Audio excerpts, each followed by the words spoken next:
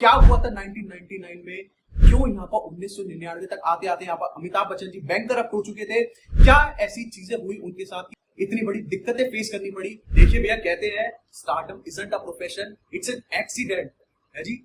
You don't fail overnight, instead failures are just few errors you make in your judgment every day. और देखिए, जब ये everyday होता है, तो ये छोटे छोटे यहाँ पर फेलियर्स एक बड़ा फेलियर बन जाते हैं। जैसे कहते हैं बूंद बूंद से घड़ा बनता है, इसी तरीके से यहाँ पर ये छोटे छोटे फेलियर्स बहुत बड़ा फेलियर बन जाते हैं एक दिन। देखिए, यही चीज हमारे हुई 90s के सुपरस्टार के साथ। हमारे 90s के सुपरस्टार, हमारे एंग्री यंग मैन, हम जहां खड़े होते हैं लाइन वहीं से शुरू होती है जी। यही चीज हुई हमारे 90s के सुपरस्टार के साथ, जिन्होंने यहाँ पर एक के बाद एक हिट मूवीज दी। अमर अकबर एंथनी, मुकद्दर का सिकंदर, मर्द, शोले, कुली जैसी यहाँ पर एक के बाद एक हिट फिल्में देने के बाद भैया ऐसा क्या हुआ कि यहाँ पर 1999 तक आते आते बैंक करप्ट हो चुके थे यहाँ पर हमारे अमिताभ बच्चन जी। ऐसा क्या हुआ कि बैंकों ने उनपे इतने सारे केसेस कर दिए थे, उनको यहाँ पर अपनी जो प्रॉपर्टीज थी वो यहाँ पर गिरवी रखनी पड़ी थी। क्या हुआ एक्चुअली में अमिताभ बच्चन जी के साथ कि इतना बड़ा उन्होंने यहाँ पर स्ट्रगल फेस करा 1999 में कि बैंक करप्ट तक हो गए थे यहाँ पर। सारी चीजों के बारे में देखिए आज बात करने वाला हूँ। आज यहाँ पर सारे राजों से पर्दा उठाने वाला हूँ और चार बड़े ऐसे मनी मैनेजमेंट प्रिंसिपल्स देखने वाला हूँ कि अगर ये चार प्रिंसिपल्स अपनी जिंदगी में उठा लिए तो भैया 50% जिंदगी अपनी आसान कर देंगे, 50% सक्सेस तक अपने आप पहुंच जाएंगे जिंदगी के अंदर। इसलिए भैया इस वीडियो को आखिरी तक देखिएगा, क्योंकि अगर देखिए एक भी वीडियो मिस कर दी, मैं बार बार बोलता हूँ आपसे, तो याद रखिएगा जिंदगी भर स्ट्रगल करते रह जाएंगे। इसलिए देखिए बिना टाइम गवाए स्टार्ट करूंगा, वीडियो को आखिरी तक देखिएगा और चैनल को अभी तक सब्सक्राइब नहीं करा तो सबसे पहले जाके चैनल को सब्सक्राइब कर लीजिएगा, उसके बाद कंटिन्यू करेगा इस वीडियो को। नमस्कार निवेशकों, मेरा नाम सार्थक है और आप सभी देख रहे हैं जागरूक निवेशक। बिना टाइम गवाए यहाँ पर बात करूंगा भैया ऐसा क्या हुआ कि यहाँ पर 1999 आते आते हमारे जो प्यारे अमिताभ बच्चन जी हैं वो यहाँ बैंक करप्ट हो गए। तो देखिए शुरू से शुरुआत करते हैं इस चीज को समझने के लिए कि एक्चुअली में क्या हुआ। देखिए जैसे मैंने बोला आप सभी को कि 90s के जो हमारे सुपरस्टार हैं, जो एक के बाद एक यहाँ पर हिट मूवीज दिए जा रहे थे, जिनके सितारे यहाँ पर गर्दिश के अंदर थे। जैसा कहते हैं कि भैया जब सितारे गर्दिश में होते हैं तो जहां हाथ डालते हैं वहीं से सोना निकलता है, जिधर हाथ लगा देते हैं उधर से ही सोना निकलने लगता है। तो यही चीज अमिताभ बच्चन जी के साथ हो रही थी। एक के बाद एक यहाँ पर हिट फिल्म देने के बाद वो यहाँ पर कुछ सोच रहे थे बड़ा करने की। जैसी हमारे यहाँ पर दीपिका पादुकोण जी कहती है कि मैं उड़ना चाहती हूँ, दौड़ना चाहती हूँ, गिरना चाहती हूँ पर रुकना नहीं चाहती। सेम चीज यहाँ पर अमिताभ बच्चन जी के यहाँ पर दिमाग में चल रही थी। वो उड़ना चाहते थे, वो कुछ यहाँ पर बड़ा करना चाहते थे, बस यहाँ पर रुकना नहीं चाहते थे। और देखिए अब इसी चाहत के अंदर, इसी उड़ने की चाहत के अंदर अब उन्होंने क्या डिसीजन लिया कि यहाँ पर कुछ बड़ा करेंगे। करंटली अभी वो यहाँ पर सिर्फ एक एक्टर थे, बट उन्होंने सोचा कि अब भैया एक्टर से काम नहीं चलेगा। एक के बाद एक सुपरहिट फिल्म देने के बाद उन्होंने सोचा कि कुछ यहाँ पर अब बड़ा करते हैं।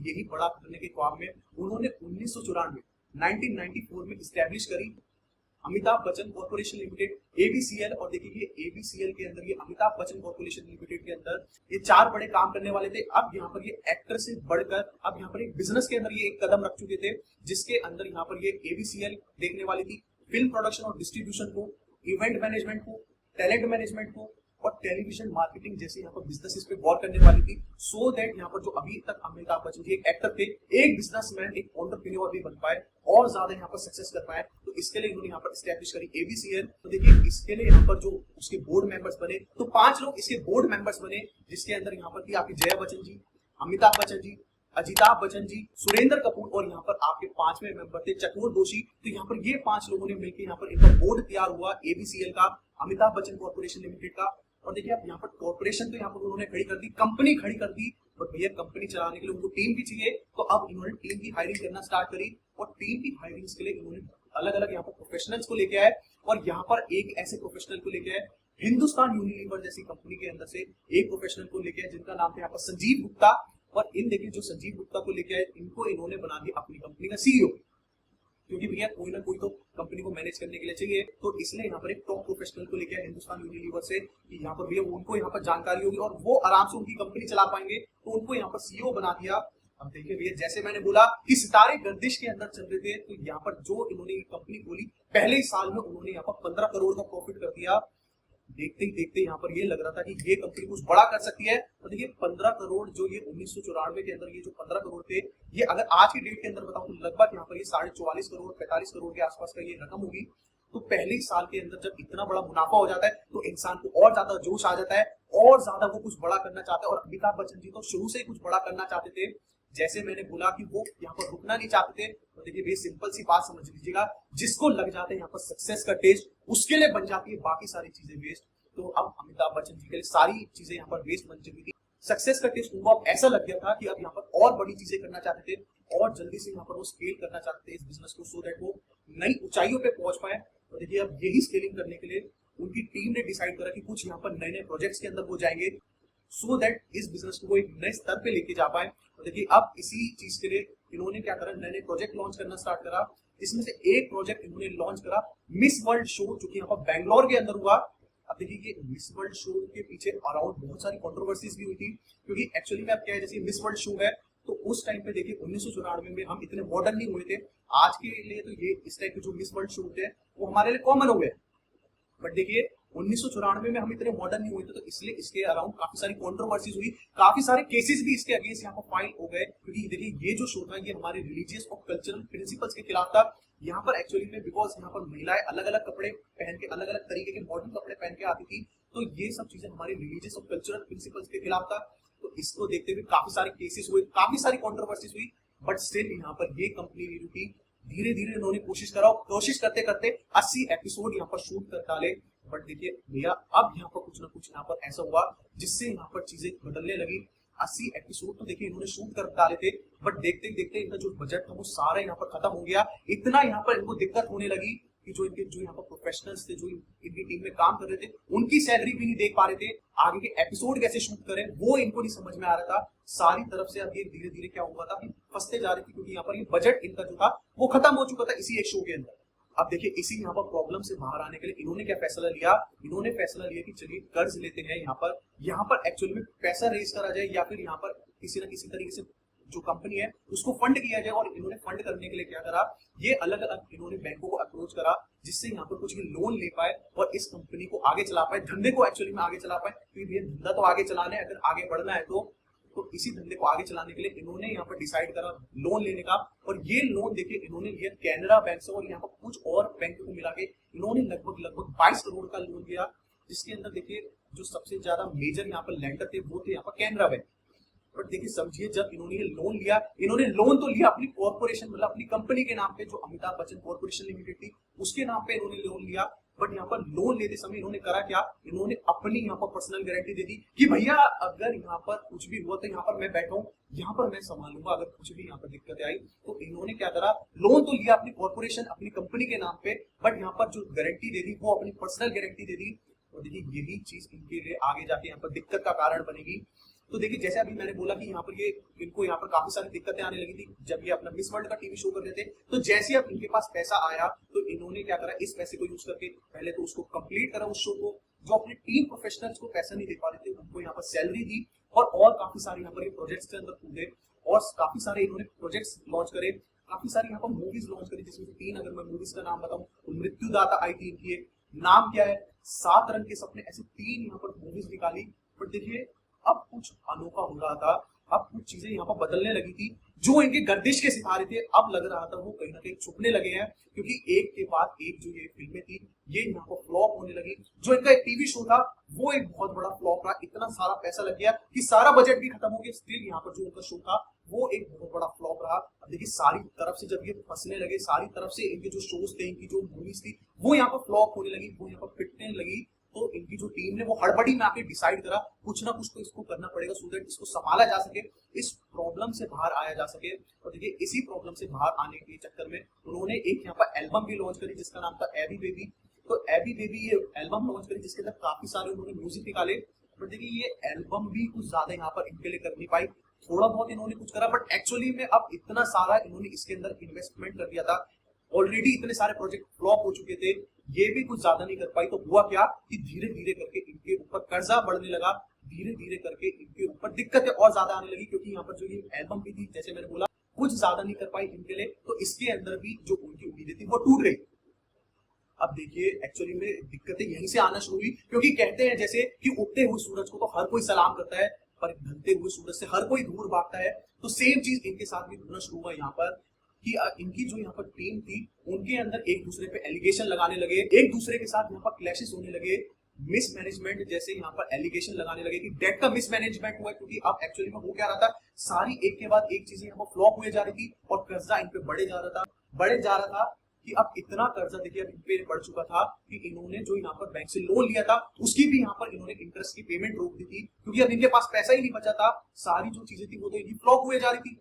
अब देखिए यही सब चीजें होते हैं जब एक्चुअली में, जैसे मैंने बोला, उगते हुए सूरज को तो हर कोई सलाम करता है, ढलते हुए सूरज से सब हर कोई दूर भागता है। तो यहाँ पर कंपनी में क्लैशेस होना शुरू हो गए, बाहर यहाँ पर ये इंटरेस्ट पेमेंट नहीं कर पा रहे, और यही सब चीजें देखिए इनके लिए बहुत बड़ी दिक्कत का कारण बनी, क्योंकि यही जो देखिए इनका जो कर्ज था यही धीरे धीरे बढ़ते ये 1999 तक इतना बढ़ गया कि जो इनकी नेटवर्थ थी अमिताभ बच्चन जी की, उसको भी यहाँ पर ये डेट क्रॉस कर गया, और जो इनकी इंटरेस्ट की पेमेंट होती है बैंकों को जो देनी होती है वो भी इन्होंने रोक दी थी। तो जैसे ही अब ये सब चीजें पता लगने लगी बैंकों को, स्पेशली यहाँ पर कैनरा बैंक को पता लगने लगी, तो उसने क्या करा, इन पे यहाँ पर केस कर दिया, क्योंकि धीरे धीरे यहाँ पर क्लैशेस होने लगे थे। क्योंकि देखिए यहाँ पर धीरे धीरे क्या हुआ था कि बैंकों के साथ भी इनके क्लैशेस होने लगे थे, बैंकों को अगर आप पेमेंट नहीं देंगे तो क्लैशेस तो होना देखिए पक्का है यहाँ पर। तो सेम चीज देखिए इनके साथ हुई कि यहाँ पर धीरे धीरे जो क्लैशेस थे ये बहुत ज्यादा बढ़ गए, और 1997 में यहाँ पर मार्च के अंदर ये जो केस था ये अब एक्चुअली में जाके पहुंच गया बॉम्बे हाई कोर्ट पे। कि आप देखिए यहाँ पर कैनरा बैंक क्या देख रहा था, उसको यहाँ पर अपना किसी भी तरीके से पैसा रिकवर करना था, पैसा यहाँ पर उसको वापसी चाहिए था, क्योंकि यहाँ पर इन्होंने इंटरेस्ट की पेमेंट रोक रखी थी।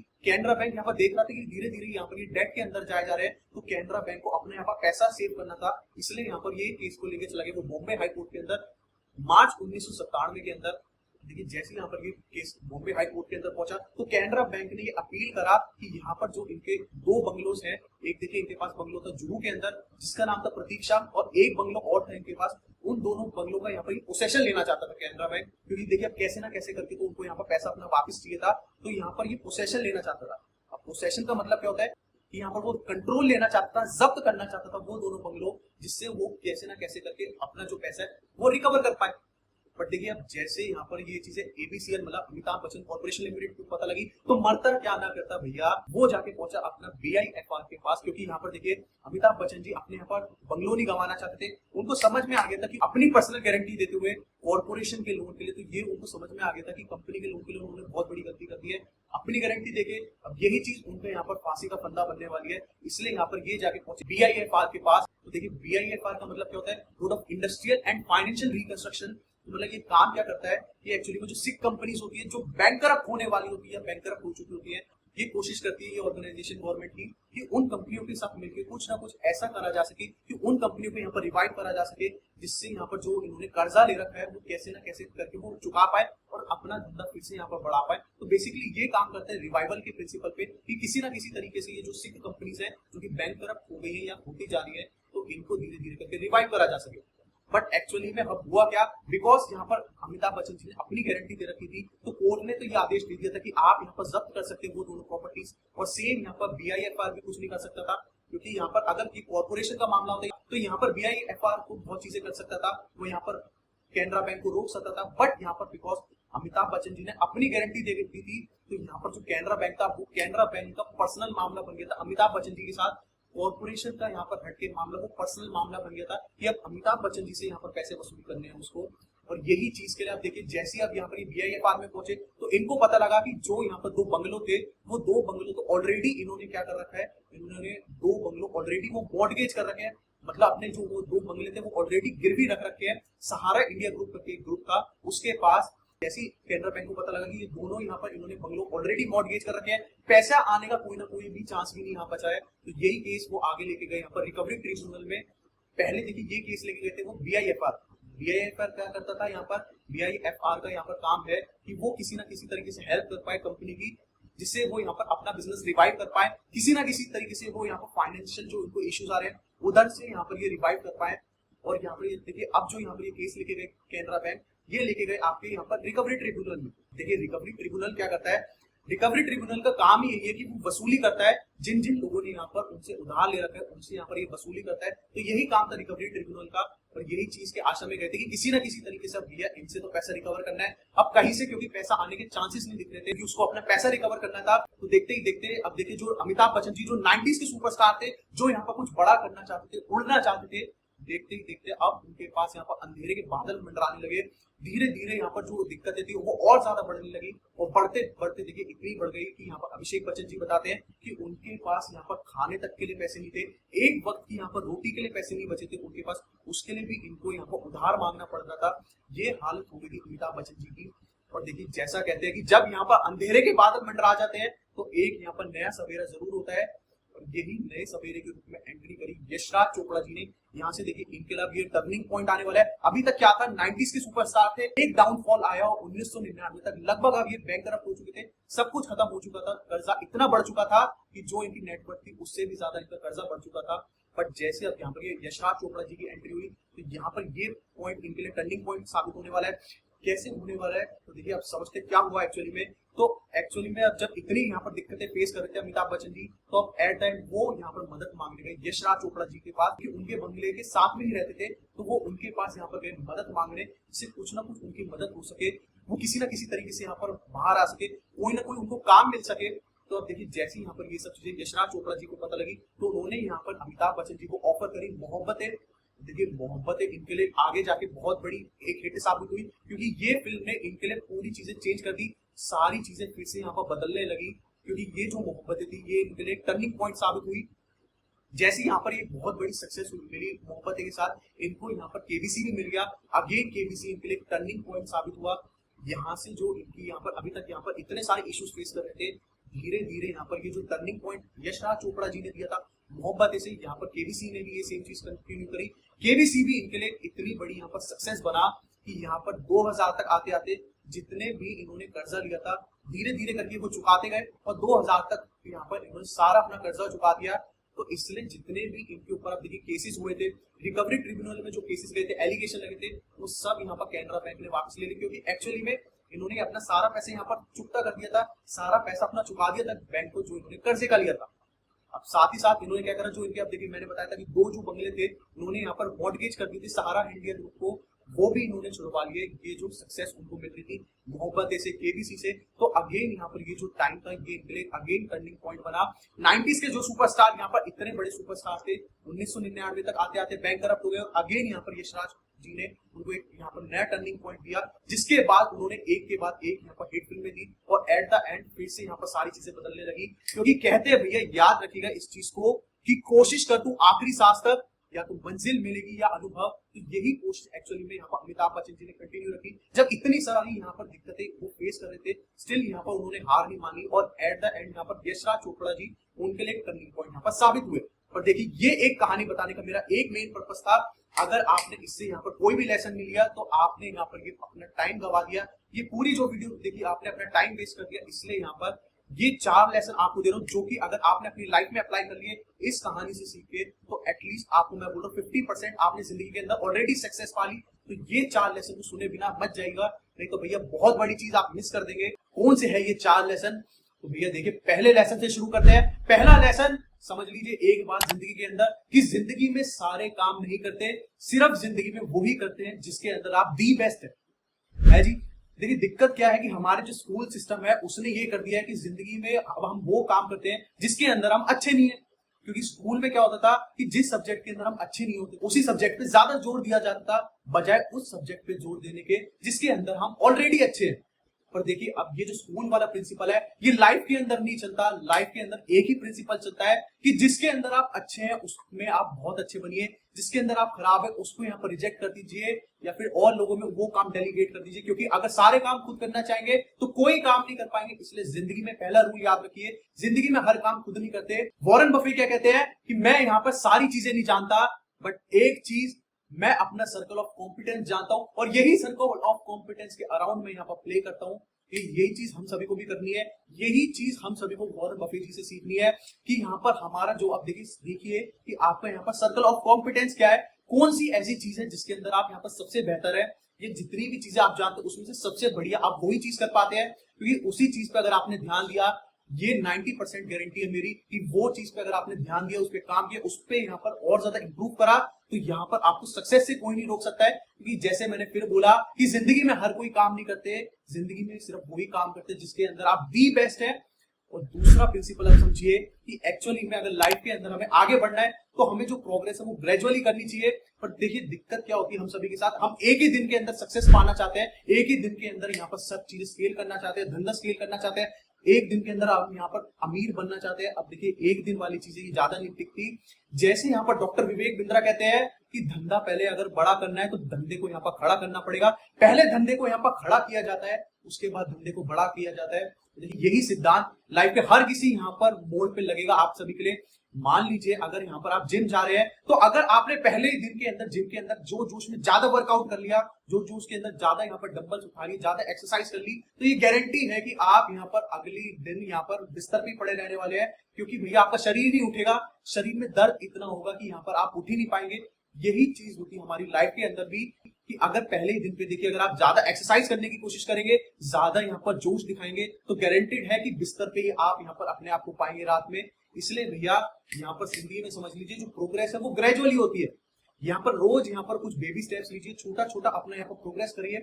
अगर जिम जा रहे हैं यहाँ पर तो यहाँ पर पहले या फिर मैं आपको कहूँ कुछ दिन यहाँ पर सिर्फ जितना आप कंफर्टेबली कर पाए, मे बी आधा घंटा 25 मिनट, जितना आप आराम से एक्सरसाइज कर पाए उतना धीरे धीरे करिए। कंसिस्टेंट बनिए पहले उसी के अंदर, और जैसे ही आप उसके अंदर कंसिस्टेंट बनते जाए तो थोड़ा थोड़ा अपना यहाँ पर लेवल इंप्रूव करते जाए, क्योंकि एक ही दिन के अंदर भैया अगर आपने लेवल इंप्रूव करने की कोशिश करी तो यहाँ पर जो अमिताभ बच्चन जी के साथ हुआ, एकदम से वो लंबी छलांग लगाना चाहते थे, एट द एंड यहाँ पर वो नीचे आके गिरे। वही चीज हम सभी के साथ हो सकती है। इसलिए यहाँ पर ये चीज समझनी जरूरी है कि अगर प्रोग्रेस करनी है तो प्रोग्रेस यहाँ पर ग्रेजुअली होता है, ओवरनाइट सक्सेस जैसी यहाँ पर कोई चीज नहीं होती है। तीसरा प्रिंसिपल समझिए कि देखिए भैया डेट जिंदगी में उतना ही लेना चाहिए, कर्ज जिंदगी में उतना ही लेना चाहिए जितना हम संभाल पाए, क्योंकि कर्ज जिंदगी का सबसे बड़ा मर्ज है। कर्ज ही एक्चुअली में आपका जिंदगी का सबसे बड़ा मर्ज बनने वाला है, यह मर्ज है। तो इसलिए अब इस मर्ज से अगर आपको बाहर आना है तो जिंदगी में पहला चीज याद रखिए कि कर्ज या फिर डेट में आपको कहूं उतना ही लीजिए जितना आप कंट्रोल कर पाए। और दूसरी बात, जब भी आप यहाँ पर डेट ले रहे हो आप हमेशा डेट लीजिए एसेट्स के लिए, एसेट्स को यहाँ पर क्रिएट करने के लिए, एसेट्स को यहाँ पर ग्रो करने के लिए। क्योंकि देखिए 99% इस दुनिया के लोगों के साथ दिक्कत क्या है कि वो कर्ज लेते हैं यहाँ पर लाइबिलिटीज के लिए, लाइबिलिटीज को खरीदने के लिए, और एट द एंड एक दिन ऐसा आता है कि वो उन लाइबिलिटीज के पीछे फंस के रह जाते हैं। अपना जो यहाँ पर पैसा है वो आप यहाँ पर ऐसे वेस्ट मत करिए, अपना पैसा यहाँ पर कोशिश करिए ऐसे एसेट्स के अंदर लगाने के लिए जो कि आपका पैसे से पैसा ग्रो कर पाए, आपको और ज्यादा यहाँ पर अमीर बना पाए। नहीं तो जैसे यहाँ पर 99% लोग करते हैं, यहाँ पर डेट को यूज करते हैं यहाँ पर मोबाइल खरीदने के लिए, लैपटॉप खरीदने के लिए, कार, होम, इस तरीके की चीजें खरीदने के लिए, और एट द एंड क्या होता है पूरी जिंदगी अपनी निकाल देते हैं इसी डेट को यहाँ पर खत्म करने के लिए।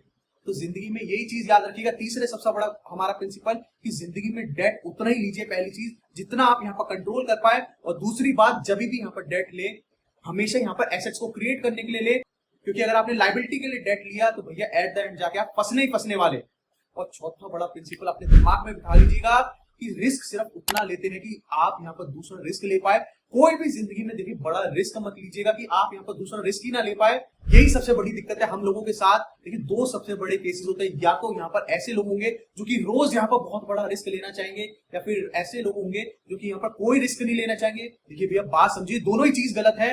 ना ही हमें इतना बड़ा रिस्क लेना चाहिए कि हम यहाँ पर दूसरा रिस्क भी ना ले पाए, और ना ही यहाँ पर हमें ऐसा होना चाहिए कि हम कोई रिस्क ही ना ले, क्योंकि अगर कोई रिस्क नहीं लेंगे जिंदगी में तो जिंदगी में हम भैया आगे भी नहीं बढ़ पाएंगे। तो इसलिए हमेशा याद रखिए कि जब भी रिस्क ले उतना रिस्क ले कि यहाँ पर आप दूसरा रिस्क ले पाए। नहीं तो भैया पहले भी अगर आप बोल्ड हो गए तो मैच यहाँ पर खत्म हो जाएगा अगर आप आखिरी प्लेयर है।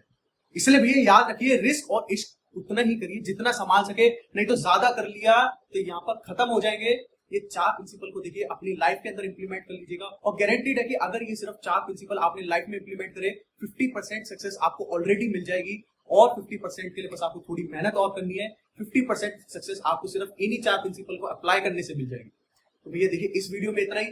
वीडियो पसंद आई है तो सबसे पहला काम करिए इस वीडियो को जाके ज्यादा से ज्यादा लोगों में शेयर कर दीजिए, ज्यादा से ज्यादा लोगों को, जिससे यहाँ पर पता लगे कि एक्चुअली में क्या हुआ था 1999 में, क्यों यहाँ पर 1999 तक आते आते यहाँ पर अमिताभ बच्चन जी बैंक करप्ट हो चुके थे, क्या ऐसी चीजें हुई उनके साथ इतनी बड़ी दिक्कतें फेस करनी पड़ी, और ये 4 लाइफ लेसन सीख पाए वो जिंदगी में, 4 ये मनी लेसन सीख पाए, सो दैट जो दिक्कतें यहाँ पर अमिताभ बच्चन जी ने फेस करी वो जिंदगी में वो लोग ना फेस करे।